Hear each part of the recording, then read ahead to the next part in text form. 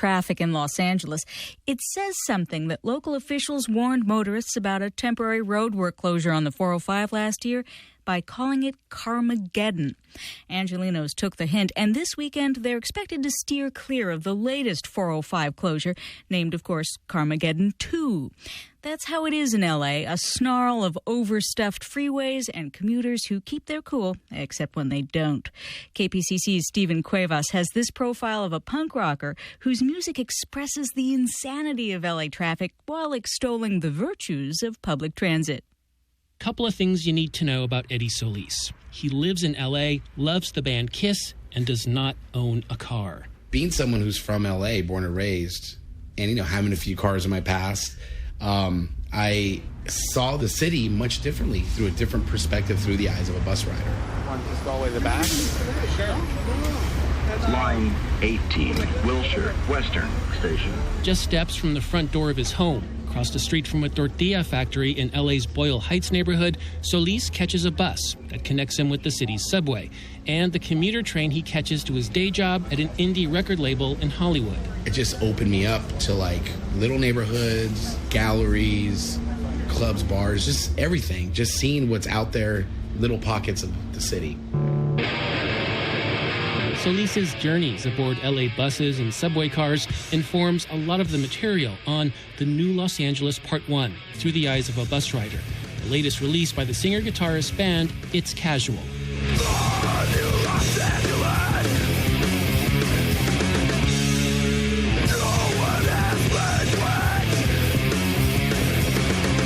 In Solis's vision of a new Los Angeles, people abandon their cars, climb aboard public transit, and rediscover their communities. One song extols the virtues of the LA County Metropolitan Transit Agency's Easy Pass and the urban underbelly it introduces to the rider. And that's a nod and homage to, the people who know what you can even go cheaper and really beat the system and really steer away from spending money on gas and oil profits and all that.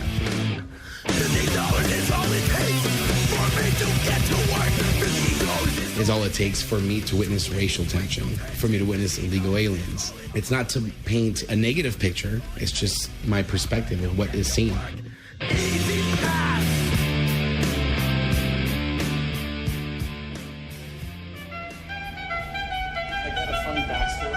Off the bus and back on the street, we make our way past a jazz saxophonist playing for pocket change and down a long escalator to catch a train. So, where are we now? We're at the Red Line station, the Pershing Square station in downtown LA. And what's our destination? We're going to go downstairs another tier, and about 5 minutes we're going to get on the Red Line going northbound. Okay, let's go. The Metro Red Line snakes from North Hollywood to downtown Los Angeles. It's the train that inspired It's Casual's signature tune and spawned a viral internet video. It was partly filmed late at night on a moving train as it hurtles from station to station.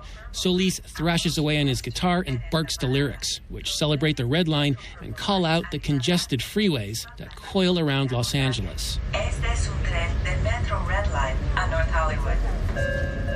The 210, the 605, the freeways are not so nice. The I-5, the 210, the freeways are not so nice. The thread that comes out of the record that ties everyone together is just be alive, don't be a victim of having a car. The 210, the 605, the freeways are not so nice. The I-5, the I-10, the freeways are not so nice. The red line, the red line. An MTA spokesman said he couldn't comment on Eddie Solis's furious pro-Metro message, but the Red Line video was a hit at the offices of Move LA.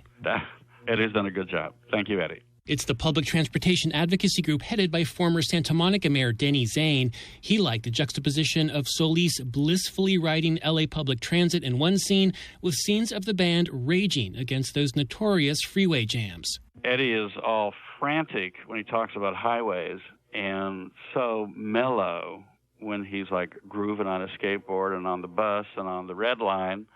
There's a metaphor for the transformation, from the, oh my God, I just got to get out of the traffic to, hey, this is cool, I can mellow out. Or you can blast the tune like Too Many People as you claw your way across Los Angeles by car, bus, or skateboard. Los Angeles, there's too many people. I want them to go away, even though it makes me afraid. Too Many People could also be a motto for It's Casual. Over the years, the band whittled itself down to a power duo of Solis and a rotating cast of drummers. So you may think the burly, bearded punk rocker just can't get along with freeways, with people, or his native L.A. Not true. I love it. I love everything about it. I've traveled throughout the U.S. many times, and I could never look forward enough to coming back. The weather, the different cultures, the landscape. I was just like, you know what? Now I know why everyone moves to L.A.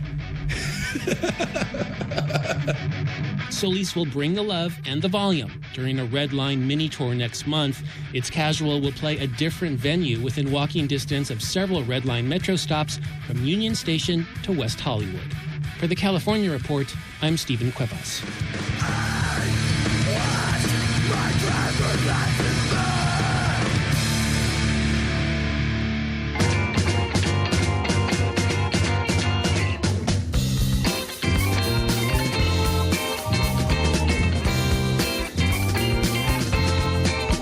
That's the California Report, a production of KQED Public Radio in San Francisco.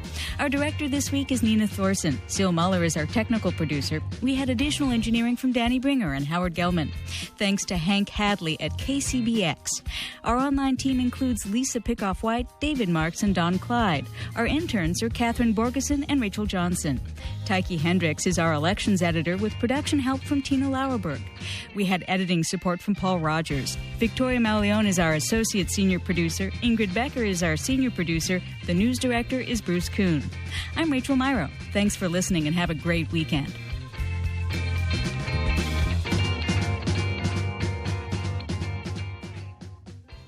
This is the California Report. Funds for the California Report are provided by the James Irvine Foundation, expanding opportunity for the people of California and supporting the California Report since its premiere in 1995. And the California Endowment. Health happens in schools at calendow.org. And Chevron, investing in renewables, strengthening communities, and creating jobs. More information at chevron.com. The 210, the 605, the freeways are not so nice. The I-5, the 210, the freeways are not so nice. The 101, the 405, the freeways are not so nice. The I-5, the I-10, the freeways are not so nice. The 210, the 605, the freeways are not so nice. I-5, the I-10, the freeways are not so nice. The red line, the red line, the red line, the red line, the red line, the red line, the red line, the red line, the 210, the 605, the freeways are not so nice. The I-5, the I-10, the freeways are not so nice. The 101, the 405, the freeways are not so nice. The 605, the 101, the 101, the 101, the I-10, the 210, the 605, the 101, the 405, the I-10, the freeways are not so nice. The red line. The red line! The red line! The red line! The red line! The red line! The red line! The red line!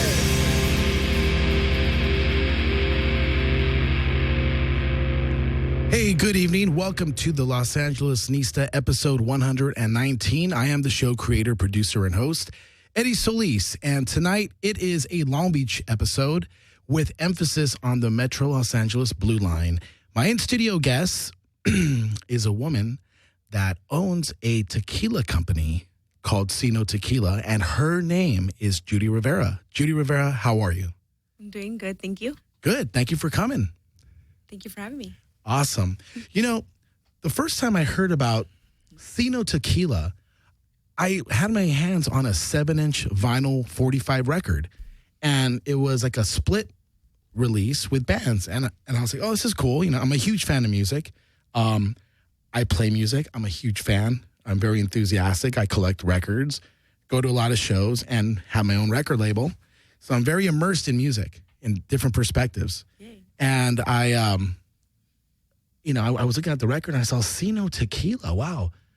An alcohol company, a tequila company putting records out. This is cool.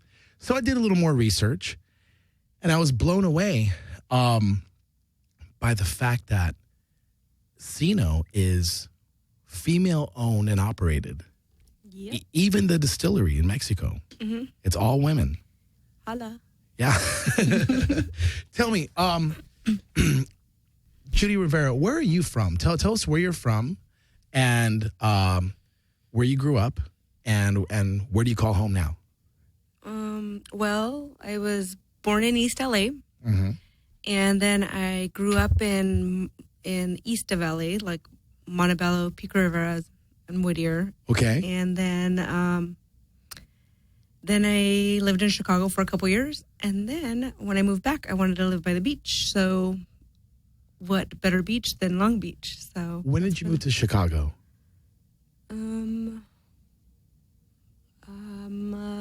More or less. Maybe early 2000s.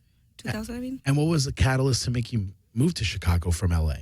School and a boy. Oh, okay. Both? Yeah. And tell me about school. Tell me about your education in Chicago. What was it?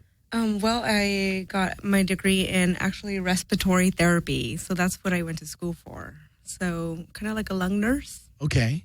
Yeah, that's what I did. And then on the side, I was a tequila broker out in Chicago. Oh, wow. So that's how I got, I mean, of course, I was always in the bar industry before that. But then I was selling tequila out there, and that's how I got to meet Meli Barajas. Who's the distiller now for Sino Tequila. And I had a couple friends who worked in bigger corporations, and I used to see how difficult, it was for, them to carry out marketing ideas. And so, there's a lot of red tape at the huge corporations that you have to go through. Yeah. And so I thought, wouldn't it be cool if I had some of these ideas, I could just do them if I had my own company. So I especially love tequila. And so I talked to Meli about me doing my own thing. And, instead of her saying, screw you, because I was basically working for her at the time, she said, come to Mexico. Let me stop you really quick. So just so I'm clear, while you were in Chicago working for Meli, you were a broker, meaning you would broker a sales rep, or you would broker... Yeah, like a sales rep selling her tequila out there. Oh, okay. For north of Chicago territory. Yeah, the metropolitan area. Okay. You were the Chicago rep. Yeah, basically. On and off premise. So bars, restaurants, and stores and stuff. So, but anyway, so when she was like, okay, come to Mexico and we'll talk, I was super stoked. Went to Mexico, got to meet everybody that worked there, and I loved that she hired all women. Wow. And that's the real girl power of that place, right? Yeah. I wish maybe we could post some pictures or something so you can see some of the girls that work there. It's super cool. And then I love the way she did things, very artisanally. I know we can go into that too. Like the way she does, it's very artisanally made. It's, slow processed, small batch. Right. And then I started working with her chemist, coming up with these recipes. Wow. So when you brought it to her attention that you wanted to do your own thing, instead of saying like screw off, she was very supportive. Yeah, she was super cool. She was like, cool, do your own brand and we'll work together. Yeah. It wasn't like, well, now you're a competitor. It wasn't like that at all. No, she's actually super nice, and she's helped me a lot throughout the years already, and I love her. She's like a sister. So what's her backstory? I mean, so she owns a distillery. Yeah, she owns a distillery, and she has her own tequila, which is El Conde Azul. So she has some things that come out of there, the distillery. I want to say like maybe 6 to 8 other tequilas, but Sino, she does also make Sino tequila for me. So these are my recipes. I own the company and the recipes, but she owns the distillery. Right. So it was actually conceived in Chicago when you visualized it.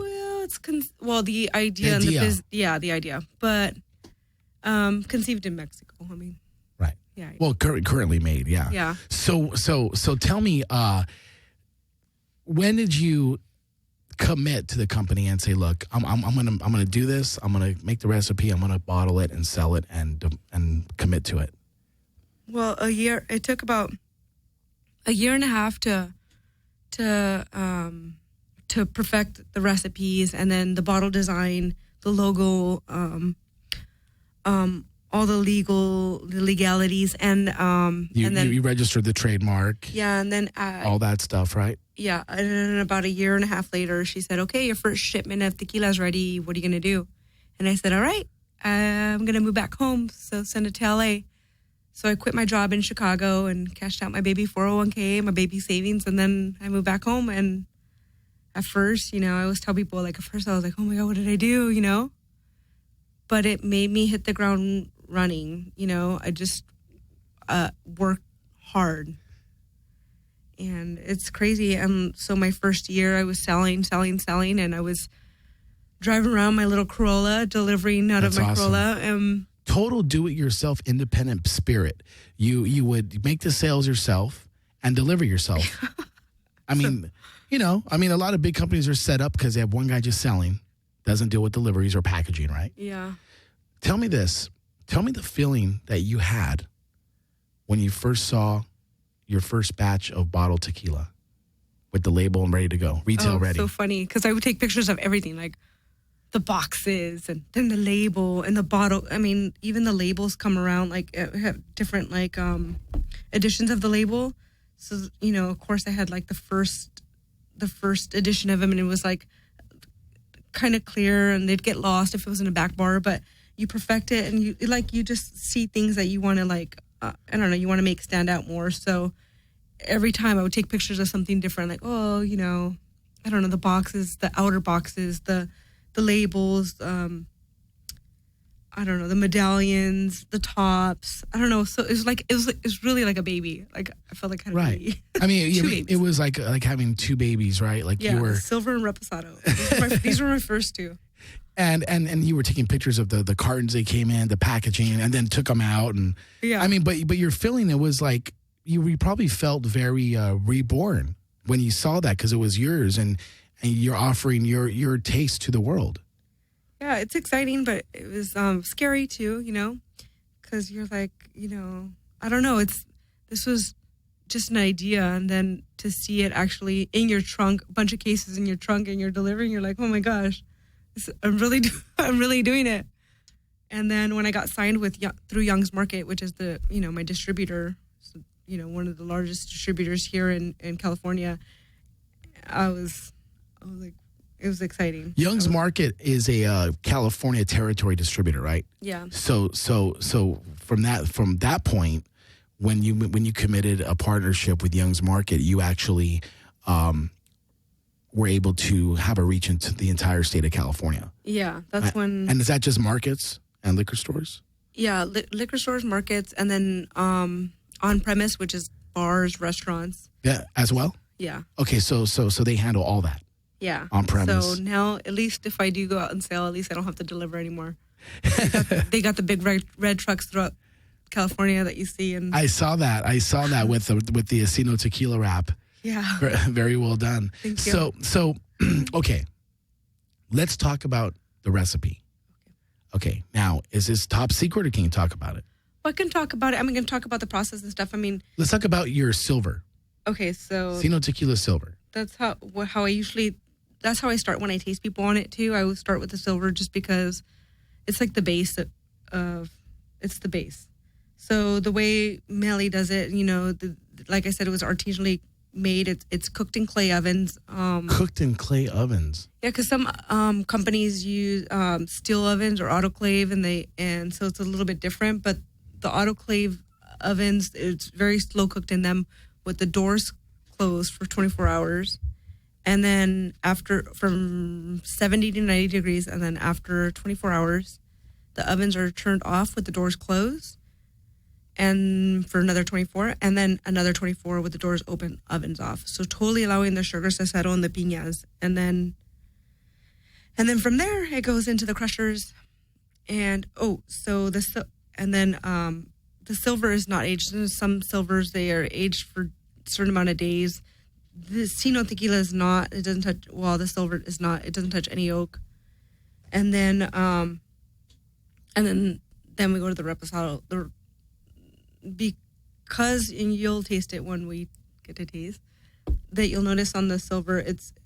I loved the finish. It's because it's from Los Altos. Also, all the agave are from Los Altos, which is the highlands of tequila in the mountain region. Mm-hmm. So up there, the climate is a little bit different than the lowlands. So the colder nights, they make the agave. It takes longer for the agave to mature, so 8 to 10 years rather than 6 to 8. Wow! So it makes kind of like there's slightly sweeter notes in on the tequila, but then also in the nutrients in the soil up in the highlands is said to give it the slight, almost like a spiciness to it. So you'll see when you taste it. So everything goes back to Mother Earth. Yeah. Really? Right? Yes. I mean, Thank you, Mother Earth. I mean, it's all, the soil, the elevation, everything is a component to the ingredients being what they are, and that translating into Sino tequila. Yeah. So it's completely female. Yeah. All the Mother Earth. Mother Earth, yes. Yeah. Female owned and the female distillery. Yes. How many women work there at the distillery in Mexico?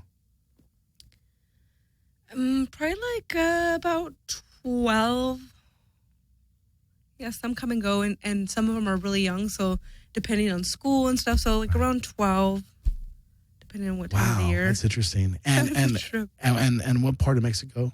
Los Altos in Jalisco. Oh, Los Altos. So, Jalisco, okay. Yeah, in El Valle de Guadalupe, so it's about like 45 minutes away from Guadalajara. Okay. It's a nice little drive.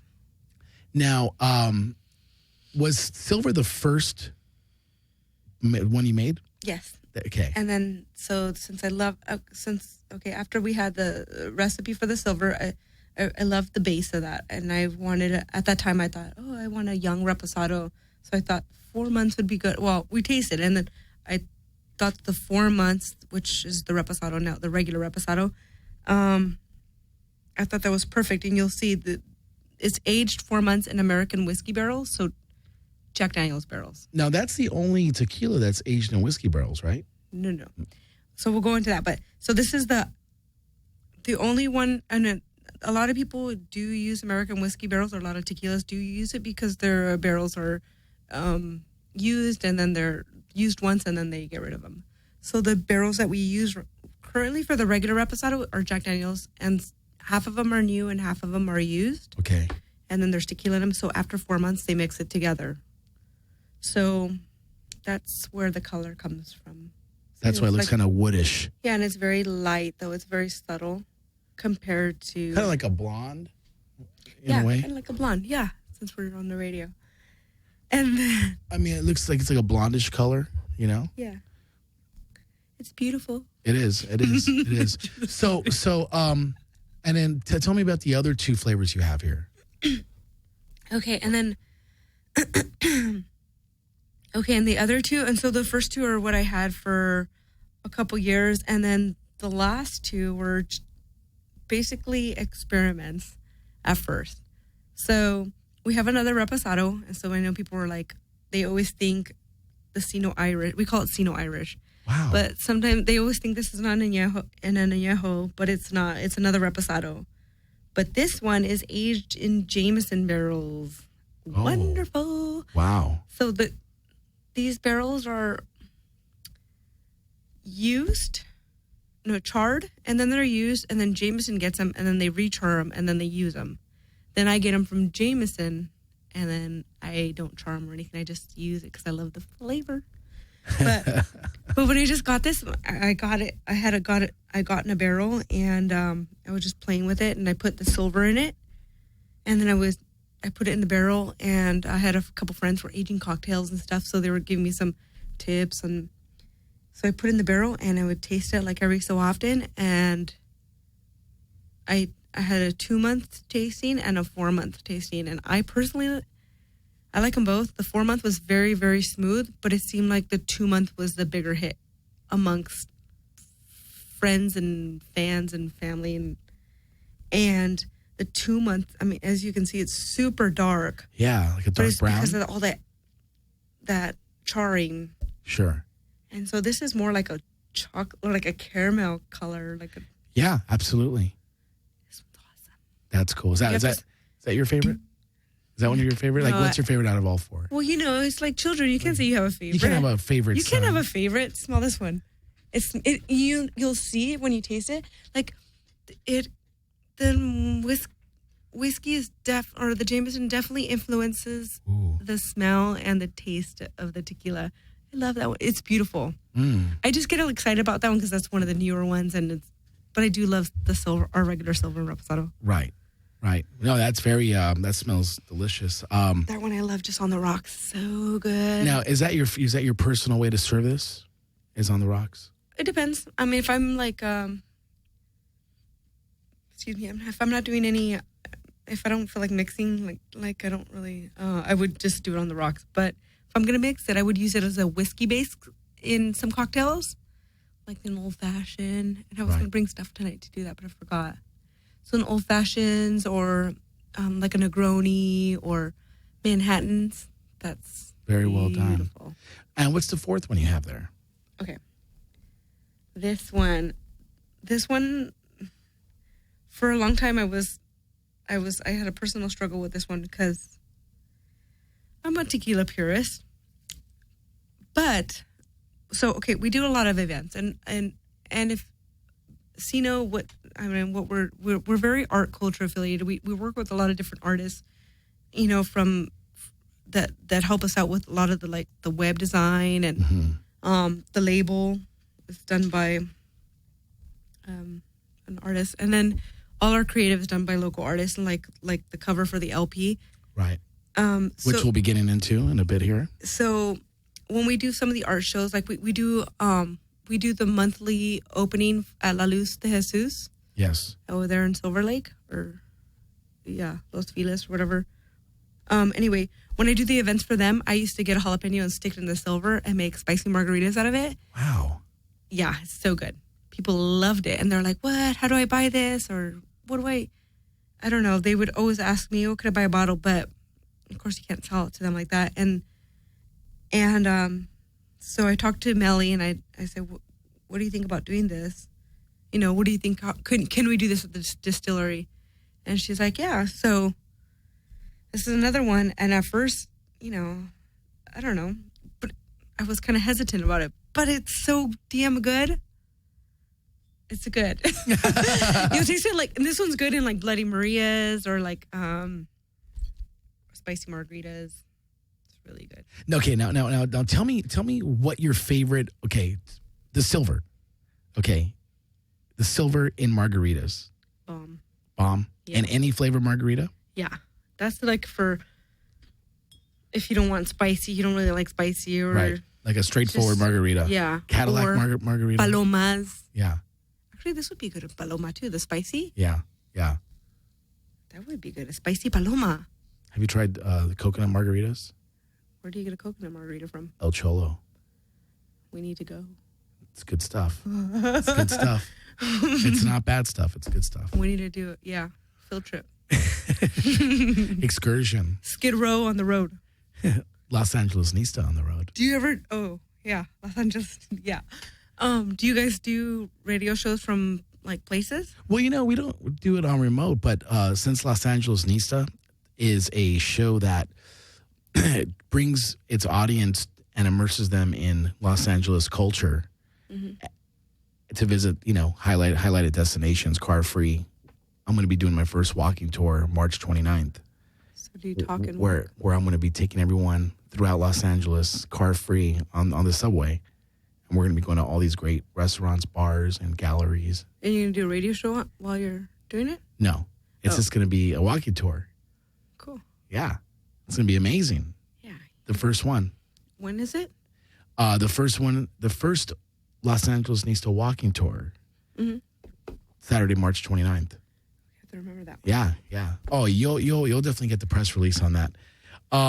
Okay, so tell me how you came up with the packaging, because there's a lot of competition out there, right? There's shelf space, there's the human eye, there's colors.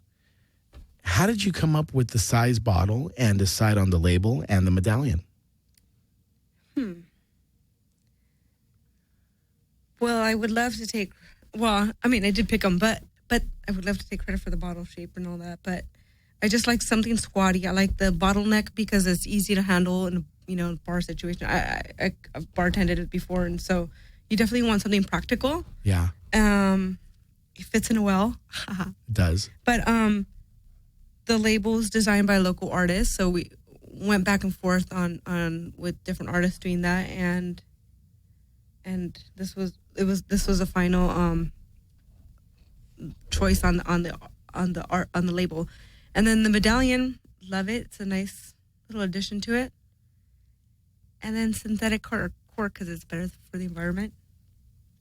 So I don't know, but I don't own the mold, so this is not like a Don Julio or like Patron where they have that bottle is their bottle. It's right. But the mold is like, I don't know, it's like 30,000-40,000 for the mold. So the mold of the bottle, like for Jose Cuervo, just the shape of it is theirs. Well, Cuervo, I have to think about. I'm not positive on that. What was the other company you said? Don Julio. Don Julio? It's like the square bottle. So and the then mold, Patron. they own that. Yeah, and yeah. Patron, so it's very unique. Yeah, there's nobody. There's people that can mimic that. I think mimic the Don Julio one. I think I've seen that copied, but not the Patron, which was Chitleg was originally, but nobody has that bottle.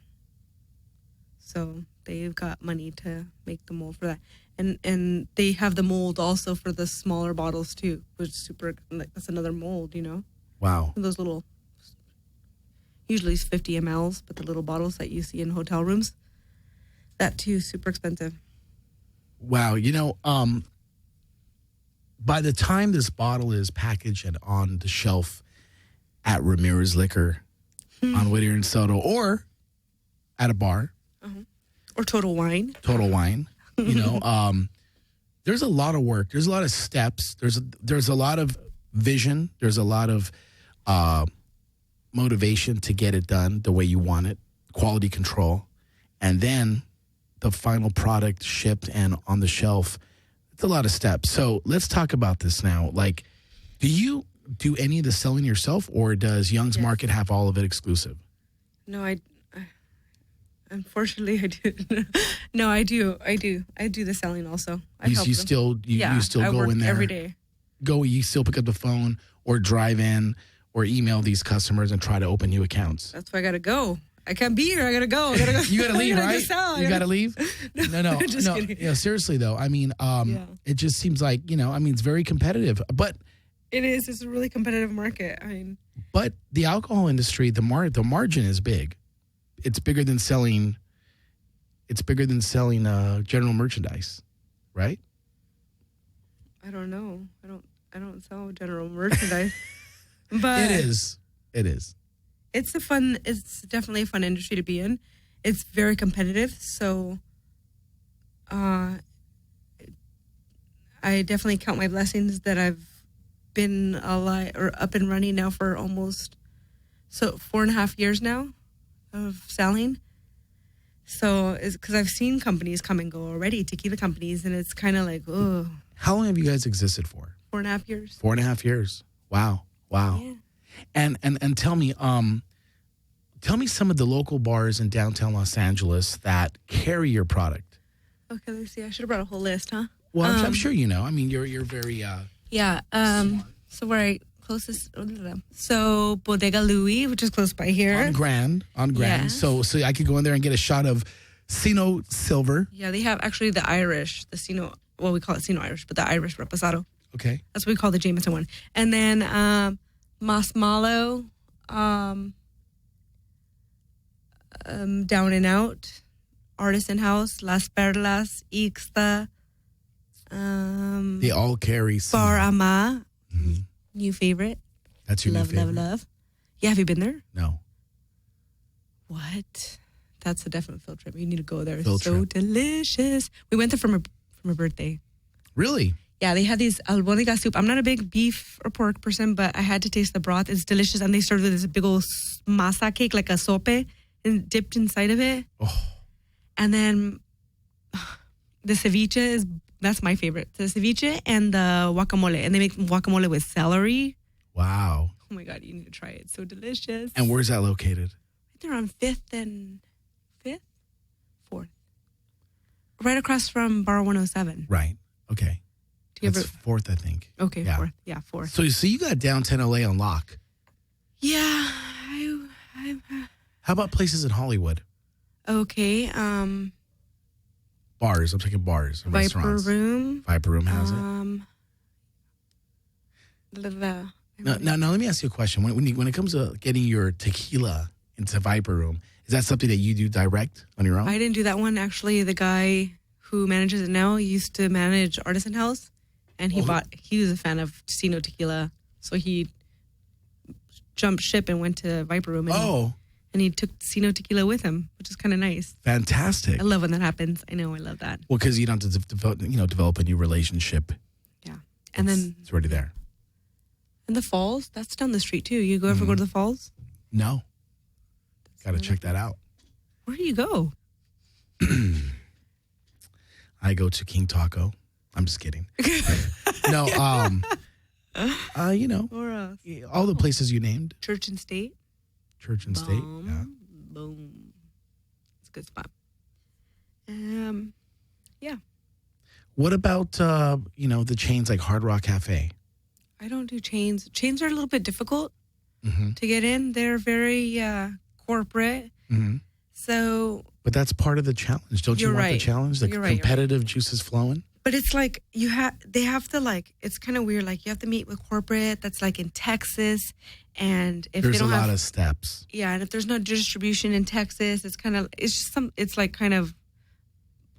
of funky. But What other live music Total venues? Wine, I got Total Wine, and that's kind of big. That's a regional chain, isn't it? That's all of California. All of California, and that's through Young's Market as well. No, oh well, Right. I mean the sales is The through sales, Young's. yeah. But it's like the newest. It's like a new Bevmo. Yeah, exactly. It's Total Wine. awesome. Now, yeah, it's just in California, right? Yeah, it's But it's a regional chain. There's like multiple locations, Yeah. but within California. Wow. So tell me, Cinco de Mayo's coming up.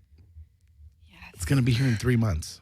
Oh my gosh, I know. 2 months, 2.5 It's the months. most stressful part of the year. Do you ever do anything special for Cinco de Mayo? Yes. I work my butt off. You work your butt off? Now, I mean, does the company do anything special? Yeah, we do Sino de Mayo. That sounds great. I know. So we'll do different places. Like last year, we did the world's largest margarita at Big Bar. That was kind of cool. They did a giant margarita, and so all day they're serving out of it. It's kind of like it's just a bowl of margarita, but it was cool. It's just giant. It looks like a giant margarita. So you get to take pictures with it. Does Eastside Love carry your stuff? Eastside Love? No, that's a beer and wine. Oh, account. beer and wine only, huh? Now, what about? You're saying Ramirez and Boyle Heights. How about Ramirez and Pico? No, I know. I need that one. You need that one. I need that. It's my home. That's my hood. That's your hood. Stomping grounds. You got to plant that flag there and say, Yeah. "Look at me, Pico. home of the ghetto bird." Yeah, too bad there wasn't any good bars in Pico, huh? Well, there is. Okay, the Wagon Wheel. The wagon wheel off Durfee. Do you know that? I do know that on I Beverly used to live right next door to the Wagon Wheel. Road. Yeah. That place could be trouble. It is trouble. So, I hated the wagon wheel when I was growing up. I hated that place. Right, but right. Now we laugh about it because It's so silly, right? It's so awesome. Remember the Cholo bar in Whittier called Noah Noah's? That was bad. Well, okay, we'll get to all the regional stuff later. Yeah, that's so fun. Yeah, it's so fun. Now, tell me though, let's talk about your involvement with artists in Los Angeles, because that's what seems like a big component to Sino Tequila. I mean, you even put a section of that on your website. How did that come to be? Are you a fan of fine art? Yes. Fine art. Our art. More, I don't know about... Our fine art. I think it's fine art. That's what I'm saying. I call Latino art, even street art, graffiti, our fine art. It's my fine art. That's a touchy subject with some people, but like graffiti, I like it if it's good, not if it's like junk though. Well, it's like music. I like pop music if it's good. Yeah. I like heavy metal if it's good. Yeah. There's good music and bad music. Yeah. So I've done some. Yeah, we did some stuff. I've done a lot of art shows. That's some of my favorite stuff because, I'll sponsor a lot of different artists. I don't know. One we were supposed to do with street artists was with Gallo. I don't know if you know Gallo, but he's one of the street artists, and he was putting together an art show in Santa Ana that got closed down or got shut down because of, I don't know, I guess it was conflicting street artists or something like that. Really? Let's talk about your the music that Sino Tequila releases. I'm holding in my hand a 7-inch record that says Sino Tequila presents Barrio Uprising #4. Yes. And it's featuring music by Echoes Deluxe and the Cobrones. And Triple T's. And Triple T's. Free Donkey Show. Oh, that's just what it says. So it's 3 bands. Yeah, 3 bands. It's a 3-way split, and there's beautiful, beautiful, beautiful red vinyl. Yeah, there's different ones. There's the red vinyl, then there's a black speckled with red, I believe, and then the glow in the dark, which is very limited edition. So if you guys get your hands on a glow in the dark, that one's super rad. Tell me, what was the catalyst to get you to commit to putting out records? Well, because we love art, and I feel like music is a form of art. So at first we were doing bands that were very LA-ish, but then I thought, I had a lot of friends who were bartenders that were in bands, so I thought, wouldn't it be cool that we do we do bands that are with that have bartenders in the bands, and the bartenders are from these bars that sell Sino. That's cool. So there's that thread that connects everybody. Yeah. So so there's why. So these bands consist of bartenders around town that also support Sino Tequila, so you support their music. Yes, love them. That's great. Where do you get your vinyl pressed, do you know? Because it's like nice red vinyl. Erica? In Downey? Yeah. Nice. Oh my God, have you been there? Yes. Very nice. It's so fun to look at the walls and all the different vinyls I they have there. I know. I've had a lot of jobs go through there. Now tell me, how often do the 7 inches come out? Twice a year. So every 6 months. Yeah. So we're going to have a record release party at Las Perlas featuring some of these bands. Wow. And on the 19th, if you guys want to go down, it's Wednesday the 19th. Wednesday the 19th. March. Very cool. And you guys you're also very, very aggressive with your, it looks like, these stickers that you came with today. It's just very like classic Mexicano, Lady of Guadalupe. Or like done Day of the Dead style. Yeah, with the Day of the Dead twist. The Sino twist. The Sino twist. It seems like Day of the Dead is a bigger holiday more than ever. It's grown. It's more here in LA than anywhere else.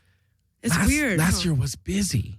Did you see how busy it was everywhere? Yeah. You should have seen Ixa. Ixa had a big old party, and everybody was dressed like that, and it was crazy. Yeah. I mean, I went to East I Love. Olvera Street, Grand Hollywood Park, Forever. and even Little Tokyo was bumping. Little Tokyo. Yeah, I think it was the overflow of Grand Park and Olvera Street and Well Heights. Oh. Yeah, so it was really something. Okay, so now we are going to take a music break. We are going to sample all 4 Sino tequila flavors. We're going to chat about the ingredients a little more closely. We're going to chase them with some cold beer, and we're going to come back and give you our professional opinion of all this. Yay. This is Ignacio Salcido from La Mascota Bakery in Boyle Heights. You're listening to LA Nista and Skidrow Studios. This episode of Los Angeles Nista is brought to you by La Mascota Bakery, a family-owned business serving the community since 1952. Tamales and sweetbread, made the old-fashioned way daily.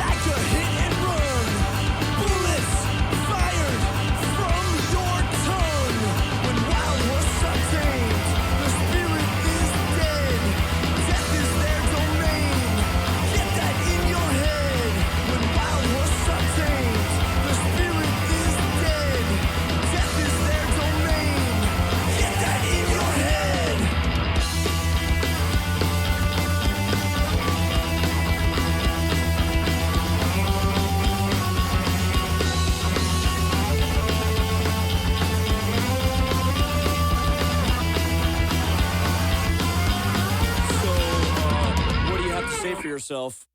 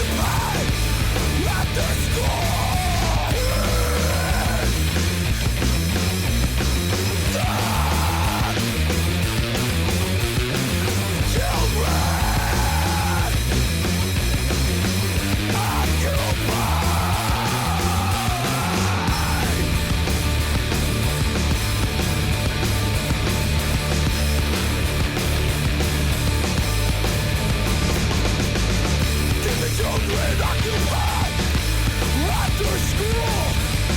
Gotta find something for them to do when they come home.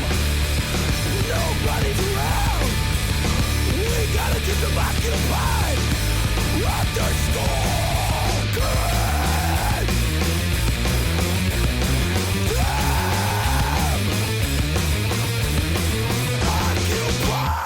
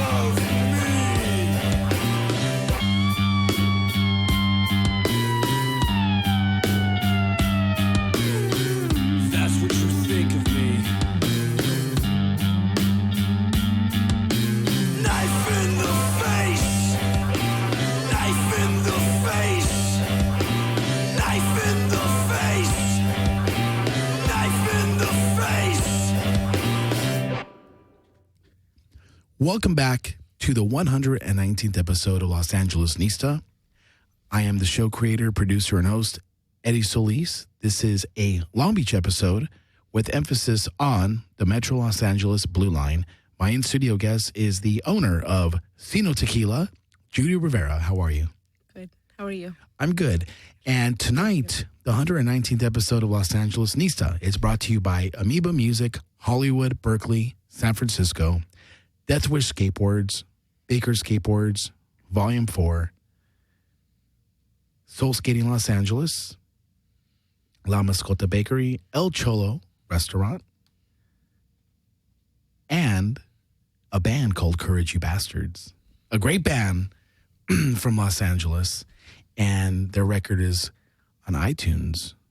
You should check it out. Good punk rock. And I just think that after listening to them more than I have in the last couple of weeks, it's really grown on me. The new record's called Across the Fires in the Dark. It's available at iTunes. Courage You Bastards. Check it out. Also, this episode is brought to you by Santa Cruz Skateboards. We have professional skateboarders Jeff Grasso, Tom Knox, and Jason Jesse coming on. That's going to be great. And tomorrow, we have the 120th episode of Los Angeles Nista from 1 p.m. to 3 p.m. Pacific Standard Time. And my in-studio guest will be the legendary Skate Master Tate, who is not only a great musician, skateboarder, and enthusiast of skateboarding, but also a great human being who's super positive and, a guy who's knows his way around a recording studio. So that's great. So, Judy, let's talk about Long Beach. You live in Long Beach. From Pico Rivera, Whittier, Montebello to Chicago. And you're back in Long Beach. Back to Long Beach. LBC. Okay. Let me tell you something. Let's give a curriculum to people. All right? When I want fish and chips, when I want really, really, really good fish and chips, I go to the Pike. Yep. You know that place. Love it. Tell me what your favorite food is there. Well, it's whatever my favorite chef, Rachel, makes. Really? You have your own personal chef there. She works there when she makes really good fish and chips, but she makes really good soups. No, tell me. I never had soup there. Oh my gosh. I've had the mahi plate. Yeah, no. No? You always get whatever soup they have, get the soup because she makes it. She's amazing. She's my favorite. Rachel. Yeah. So she's the best chef there? Yeah. Holla. More girl power, right? Yeah. I'm gonna tell her about this. She's gonna laugh. Well, you know what? A lot of people don't know that the guy who owns the Pike is Chris, right? Mm-hmm. Is that Chris Reese? Chris. Yeah. And he was the original drummer in Social Distortion and is on the album Mommy's Little Monster. But he still plays you just saw him recently, right? He played recently like in a jazz kind of improv band. He's the fourth person on a jazz trio. He really is. It's weird, but he's so awesome. They play the first Tuesday of every month. I caught him one night, and I was like, what? Yeah, he's great. He's great. Yeah. And he's also a punk rock legend in his own right. Now the Pike, I started going there in 2003 when they first opened. You were in Chicago. Yeah, I was in Chicago at the time. You were going to school? Yeah. And you were there with a boyfriend. And you had visions of Sino tequila. By the way, at the break, I tried Sino Silver. Yum. To me, that's the direct, it's very linear to the Patron Silver. Yeah. But this had a very, very wicked kick to it. I love it. You love it? Is that your most popular one?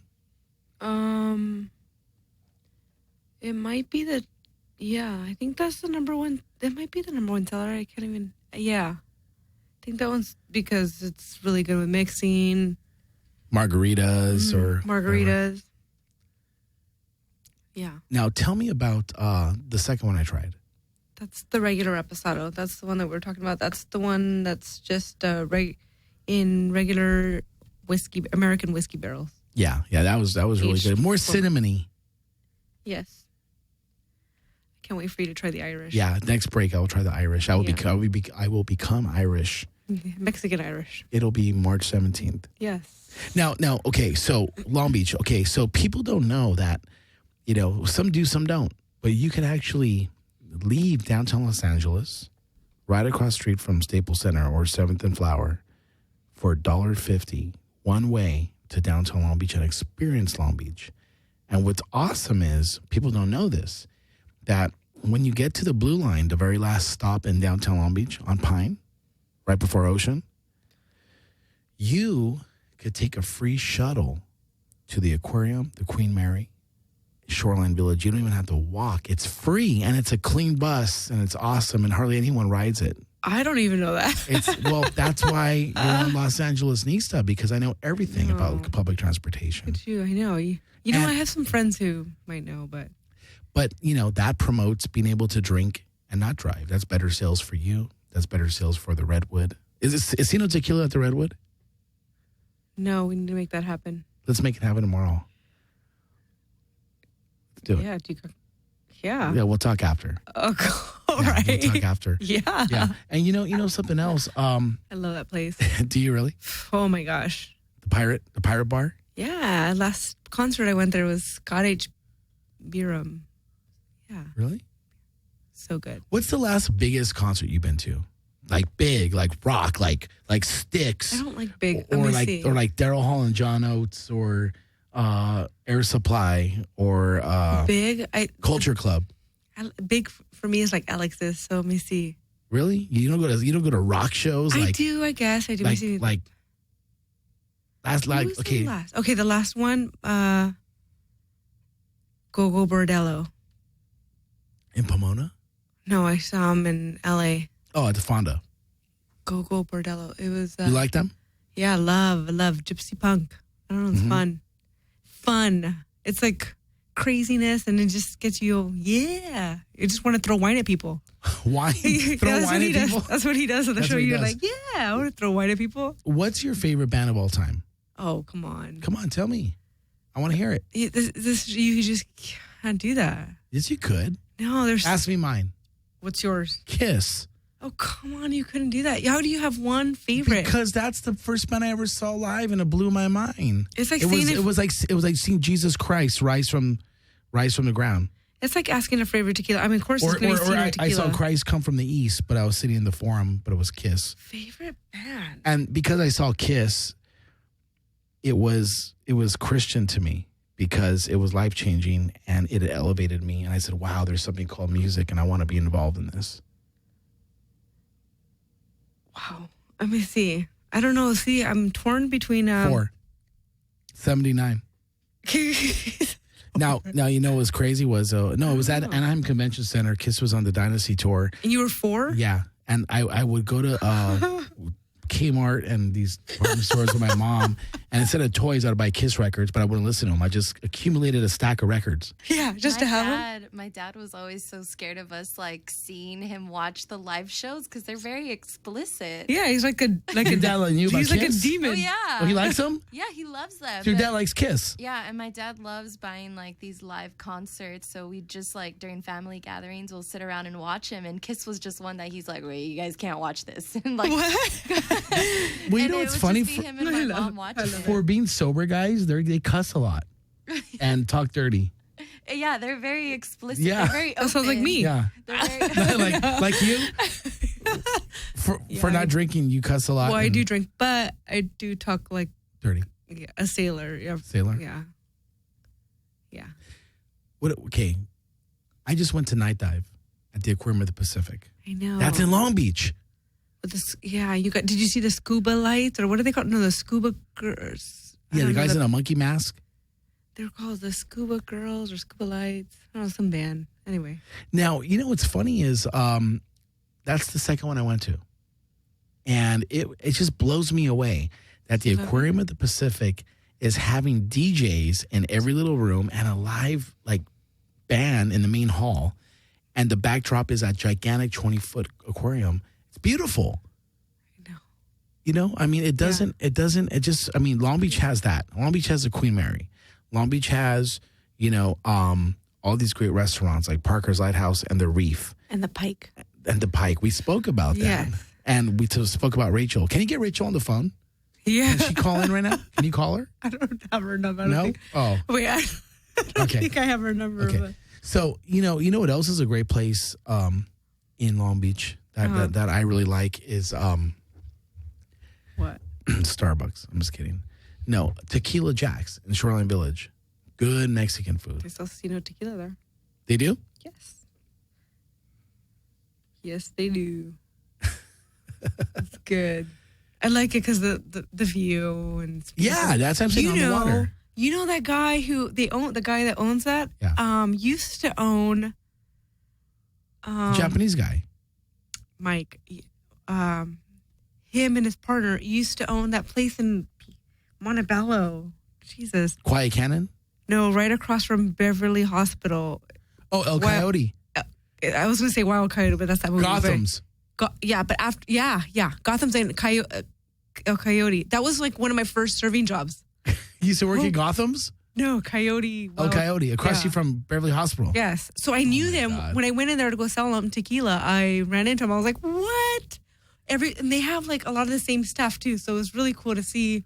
No way. Yeah. So it comes full circle. Yeah. It's crazy when you walk into a place and you like work with them in the past. And I'm like, what? That's good stuff. I know. All right. So let's talk about you as a Long Beach local. Let's talk about if you have a friend that comes over and maybe hangs out the weekend with you or something. Where do you take them? The Pike. Every day? Well, no. I mean, okay. We, what do? We go to the Pike or we'll go to the V Room. That's another favorite spot. The V Room or what? Let's see the other The place. V Room is just like one of my favorites. Yes, sirrah. The Prospector. Love it. But Ferns. V Room is just fun. V Room Ferns is good. fun. Ferns is the best jukebox in Long Beach. For sure. But I like Alex's Bar. Alex's Bar. They don't have Sino there, but I do like it. I go Have there. you worked on Sino at Alex's Bar? Yeah. How come they don't do it? Political? Yeah. Gotcha. I don't really know. We'll really figure don't it know, out. We'll but- figure it out. You know, I've had great experiences at Alex's Bar. Me too.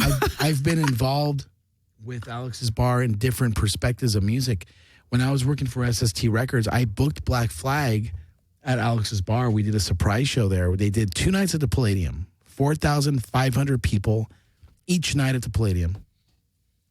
And they want to do a surprise show at Alex's Bar the day after on a Sunday. And so I booked Black Flag at Alex's Bar, September 2003. So I've dealt with them from a direct, booking agent to venue perspective. My band, it's casual. We played with Negative Approach there. We played with High on Fire. We've played with Zeke. Nice. Huge shows, done well. Yes. And I've gone there many times as a fan to see great bands. And as a fan, standing on the other side or being on that stage or dealing with them and booking major acts and working a deal, it's always a pleasant experience. And the record swap. I love the record swap. At Alex's? Yeah, they do it on the week, like I think on Sundays. Like Every Sunday? No, it's like every now and then. And it's so much fun. They have cheap beer and it's so much fun just to go look for records. And it's like hunting, you know? I like Shoreline Village. That was random. I like the merry-go-round. Get out of here. Well, I used to go When on was the last time you rode the when merry-go-round? I was old, small enough. Seriously. What? Yeah. So, in addition to that, I would have to say besides the touristy stuff like Queen Mary, Aquarium of the Pacific, and the Queen Mary has Dark Harbor and Chill, like those like pop-up amusement parks. I love the Reef. That restaurant, have you been there? No, I It's haven't. the best brunch in all of Los Angeles. Get out of here. Really? Absolutely. What do they have there? It's What's amazing. It's like $40 a person. good? Uh-huh. And it's like all you can eat sushi bar or Mexican bar. Like they'll make like stuff for you like right in front of you. Or you could like say, oh, I want a Kobe burger. And then there's like huge like tiers of fruit and vegetables, like salads and fruit. Is it super spendy? Like what is? Huh? Is it super spendy? Like It's like $40 a person. Oh, that's good. But it's like on top of the quality and how fresh it is, you're on the ocean.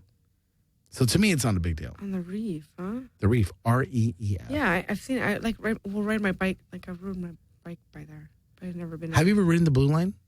Yeah, How often? I was just on it last week, but I don't do it. I mean, I do it. Do you ever come to downtown? on the Blue Yeah, Line? last week I came to. To do business or just for pleasure? I came to do business last week on my. On the Blue Line? Yeah. That's awesome. I was cruising around my bike, my little Chinelli. That's great. I mean, you're green. I didn't. Well, you're brown. You're brown I'm and brown. down. I'm brown and brown. down, but we're green. Right? We're brown and Yeah. down, right? Yeah. Like Kid Frost. Yeah. So I'll do it like if I know I'm just gonna go somewhere and I know I don't have to, if I'm not gonna wear heels or I'm not gonna carry a bunch of tequila on me, Right. But if you see, they maybe go see someone like I'm just gonna go see something that's an easy appointment and I don't have to maybe taste. one bottle or something. Yeah, something. Or Yeah. my calendar. I just bring something easy, you know? But it's hard when you're Got to you be have in to- heels or you have to take a bunch of records or you're doing this and that and and you're a bunch hitting, of bottles. or you're hitting 10 you're trying to hit 10 accounts. That's Yeah. I'm trying to, or 20 or whatever. But yeah, Where's the best Mexican food in Long Beach? Los Compadres. Where's that? Bomb. Anaheim and Temple. Yeah, it's by Alex's actually. It's like not far from there. Good food. And I'm not talking like enchiladas. I'm saying like chicken and chipotle or ceviche or I don't know, like the chicken mole. Good? Yes. Let's get artsy. Tell me about Mola, the gallery. I go there sometimes. Yeah, I go there. Yeah? I ride my bike over there too. It's fun. Now, it's free sometimes, right? Mm-hmm. During the weekday? No, like on Sundays, on like, I don't know. Sundays, I don't know. Like, I don't know. The first Sunday or last Sunday, something. I don't know exactly. Where's the best Japanese food? I haven't found it. Not in Long Beach. Nothing? It used to be Aki's, but not no more. They're Really? gone. Aki's is gone. Tear in my eye. I love Aki. Did you ever go to Taco Beach? Yes. You know a place on I was Pine? there a couple of weeks ago. Is Yeah. it still there? Yeah. Man. Do you like? Yeah, I used to play there. That place was great. Like, What happened? we would play there. We would play there because we found like the hot secret was if you play at Taco Beach any night of the week, they won't pay the bands, but when you play there, they give you anything you want for free for dinner and an unlimited bar tab. But isn't that anywhere? What? Don't they give that to you anywhere? Yeah, but no, I'm just saying like when we're starting out, it was like a big deal because I mean a venue like. If you play Alex's, they're not going to give you free food. Oh, they don't have food, but And I'm they just don't saying, give you free tab, right? Yeah, but imagine, I mean, and more, but I'm just saying, like, you know, back when you started playing music, Yeah. you find out, oh, Taco Beach, they're really nice and they'll book you. And if they like you, they ask you could go every month and you would play. And I remember, like, when I started my band, It's Casual, we did a residency, like, every Tuesday night in the summer. Yeah. And, like, it was free for our friends to get in. It was totally free, so they could go see you play for free. And everyone that was playing, like, you get, like, this, you know, you order anything on the menu. You get, like, free food. So you're sitting there, and you're just like, oh, I just started my band. And you're just, like, so happy to just be playing anywhere, you know what I mean? And you're, like, getting, you know, free dinner and, like, unlimited tab, and it's, like, fun. You know, when you're green and new, that's a big deal. I wonder if they still do that. I don't know. I haven't played there. I've never even heard of bands playing there. Yeah, I don't know. I have no idea. What about record stores? You're a vinyl fan. Are there any record stores you like going to in Long Beach? Oh, in Long Beach. Fingerprints. Fingerprints is good. Yeah, I got a friend that works there. But I like The Hunt. You know, like the last bookstore. You go there? Fun. Yeah. Do you go there? Yeah. Yeah. I just got a gift certificate for there. Conspiracy theory books. I know. I love that stuff. UFOs. Chemtrails. I believe in it. What's up with chemtrails? We'll Okay, find we're not out. even- We'll find out when we come back after this music break. That's another episode. We're gonna take more tequila shots, and we're gonna talk about chemtrails and organize our next episode. What is that, huh? Hi, this is Eddie Solis. You're listening to Los Angeles Nista on Skidrow. This episode of Los Angeles Nista is brought to you by La Mascota Bakery, a family-owned business serving the community since 1952. Tamales and sweetbread, made the old-fashioned way daily.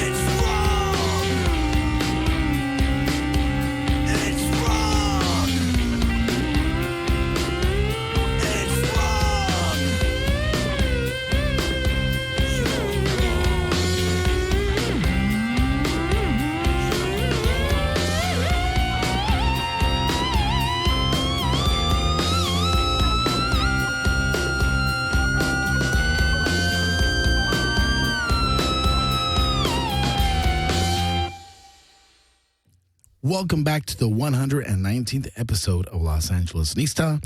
I am the show creator, producer, and host, Eddie Solis.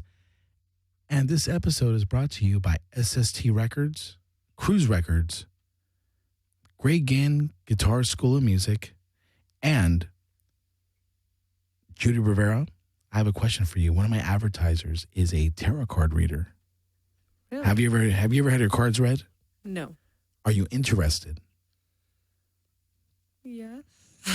Yeah. The best in America. Mm-hmm. The best in all United States. Look her up on Facebook.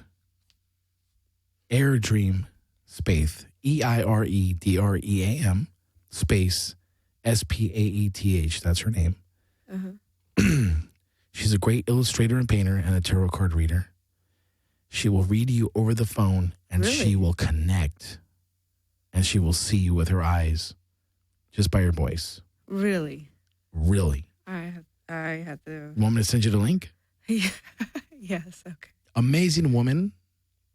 Have you done it? I have. Was it interesting? It was extremely interesting. Huh. There were aliens in my room. Get out of here. Really? Terrestrials.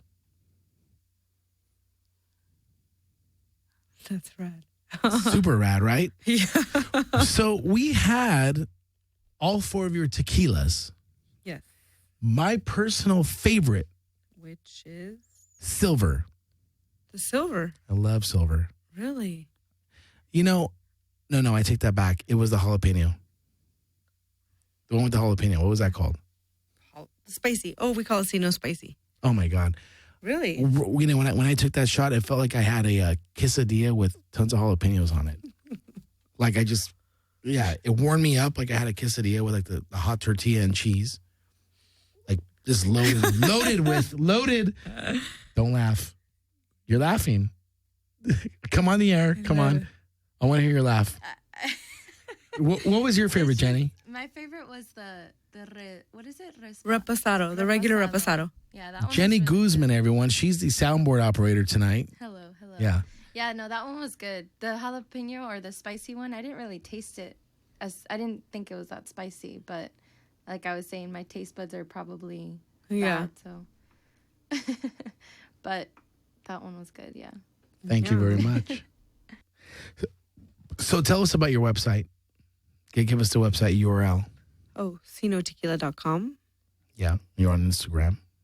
Instagram, Facebook, Twitter. And that's it. Oh, and email if you guys have any questions or anything. Contact at sinotequila.com. If you have any questions or, I don't know, want to collaborate. Yeah, tell us about your next event that you will be at serving. Any special events coming up? St. Patrick's Day. Well, yeah. 420, Easter Sunday. Actually, I'm going to Mexico next week to go work on an añejo. So super excited on that. How long are you gone? Excited. About a week. Yeah. I'm going to take some bar owners out there. They're going to meet me down there, and I'm so excited. You know what? You should have Sino Tequila served at Quiet Cannon. QC's. Oh my! That's wild, right? Yes. Yes. Why is it $30 to get into Quiet Cannon? And are you telling me you go? I went to go see DJ Quick and Sugar Free like 2 years ago. Oh my God. And because, I'm into gangster shit, Yeah. And I want to get my gangster on. So I was like, fuck this shit, man. $30. Yeah. I was like, I rolled up to QC with some friends. It was like the night before like Thanksgiving 2 years ago. And it was like $35 a head. And it was like all of Montebello PD was there. And I was like, okay, well, it is what it is.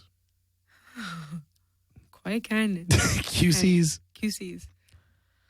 Ugh. Ladies and gentlemen, thank you for listening to Los Angeles Nista, episode 119. My name is Eddie Solis. I am the show creator, producer, and host. This was a Long Beach episode with emphasis on the Metro Los Angeles Blue Line. And my in-studio guest, Judy Rivera of Sino Tequila. Thank you very much. Thank you. Salud.